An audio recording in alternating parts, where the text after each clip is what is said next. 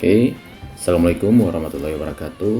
Kali ini kita akan mempelajari tentang evaluasi barang milik negara. Dan mari kita dengarkan sama-sama dan belajar sama-sama terkait pengelolaan barang milik negara itu. Mari kita mulai. Tinggal klik play. Remo, kamu harus mengambil kitab Ariana yang tersimpan di ruangan terakhir bangunan ini. Untuk sampai ke sana, kamu harus melewati beberapa ruangan. Kumpulkan informasi dan hadapi setiap rintangan yang kamu temui. Apa kamu siap? Siap.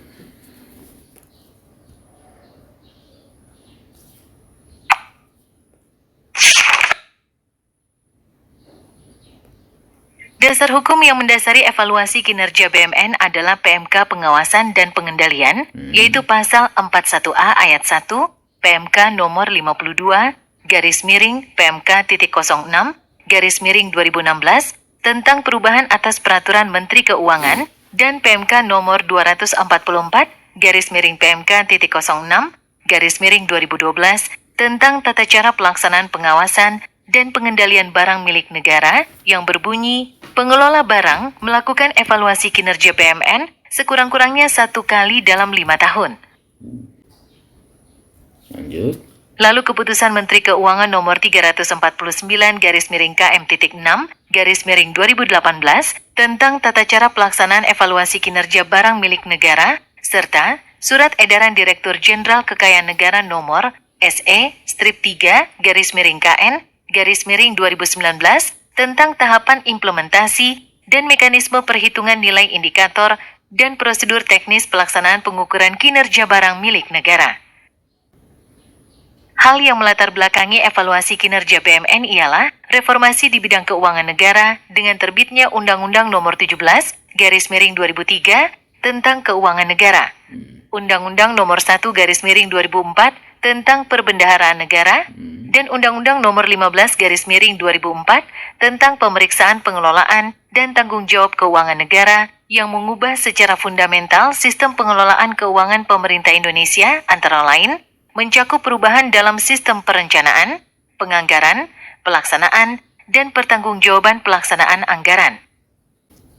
Selain itu, perubahan paradigma pengelolaan BMN, di mana sebelumnya BMN cenderung dipandang dan diperlakukan sebagai suatu beban atau cost center, bukan sebagai suatu investasi. Pada saat ini pandangan tersebut sudah mulai bergeser, di mana BMN dipandang sebagai suatu investasi yang strategis dalam menunjang terlaksananya fungsi pemerintahan sekaligus sebagai salah satu faktor pendorong pendapatan negara atau revenue generator. Lalu optimalisasi pengelolaan portofolio BMN yang sedemikian besar sehingga perlu dikelola dan diukur kinerjanya dengan baik dan optimal, sesuai dengan perubahan paradigma pengelolaan BMN dari aset administrator menjadi aset manajer. Terakhir, pentingnya evaluasi secara periodik terhadap portofolio BMN yang dilakukan guna mengukur performa atau kinerja BMN untuk selanjutnya dibuat langkah-langkah strategis dalam rangka efisiensi, efektivitas, dan optimalisasi pengelolaan BMN.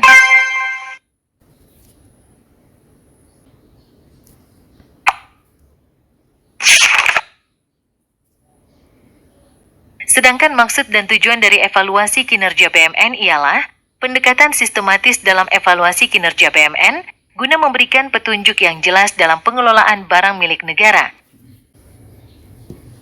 Penyediaan data kinerja BMN guna menyediakan petunjuk dan panduan tentang jenis data kinerja yang diperlukan dan akan digunakan dalam proses pengelolaan BMN secara keseluruhan, terutama terhadap proses-proses kunci, misalnya dalam pengajuan perencanaan aset strategis secara makro, penyelarasan ketersediaan BMN dengan kebutuhan layanan untuk membantu mengadopsi pendekatan berbasis kinerja terhadap penyelarasan antara ketersediaan BMN dengan permintaan atas BMN yang timbul dari kebutuhan penyediaan layanan, peningkatan akuntabilitas proses pengambilan keputusan, dan proses tata kelola pengelolaan BMN melalui penggunaan data kinerja BMN yang handal dan up-to-date. Oke. serta mendukung pengelolaan kinerja investasi pemerintah yang signifikan, khususnya tanah dan atau bangunan, serta untuk mengoptimalkan kontribusi BMN terhadap pemberian layanan. Wah, ini yang terakhir ya, terkait ruang lingkup. Setelah memahami tujuan dari evaluasi kinerja BMN, kamu harus memahami ruang lingkupnya bahwa evaluasi kinerja BMN seharusnya dilaksanakan atas semua portofolio aset pemerintah pusat. Tetapi saat ini baru difokuskan ke BMN yang mempunyai signifikansi yang tinggi terhadap proporsi kekayaan negara, yaitu BMN berupa tanah dan bangunan yang ada pada pengguna barang dan pengelola barang. Lanjut.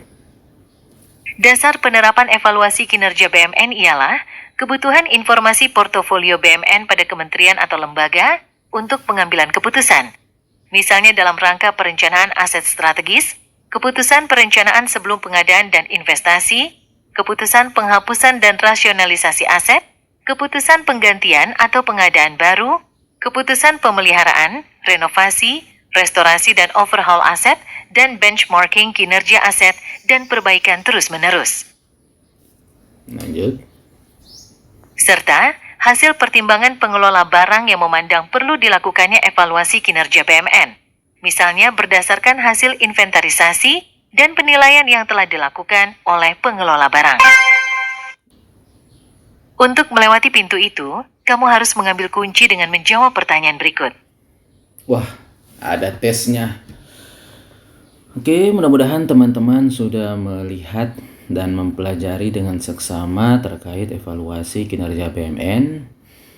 Dan untuk itu, marilah kita mengerjakan soal tersebut yang ada, yang disediakan oleh aplikasi ini. Oke, saya coba untuk menjawabnya. Bismillah. Salah. Yang dimaksud latar belakang evaluasi kinerja BMN kecuali pendekatan sistematis dan evaluasi kinerja BMN, perubahan paradigma pengelolaan BMN, optimalisasi pengelolaan BMN, pentingnya evaluasi periodik terhadap BMN.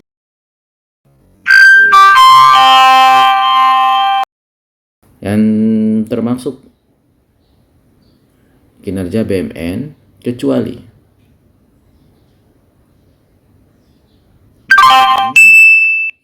yang dimaksud penerapan evaluasi kinerja BMN kecuali perencanaan aset strategis untuk memenuhi kebutuhan, keputusan penghapusan dan rasionalisasi aset, meningkatkan akuntabilitas, dan keputusan pergantian pengadaan baru.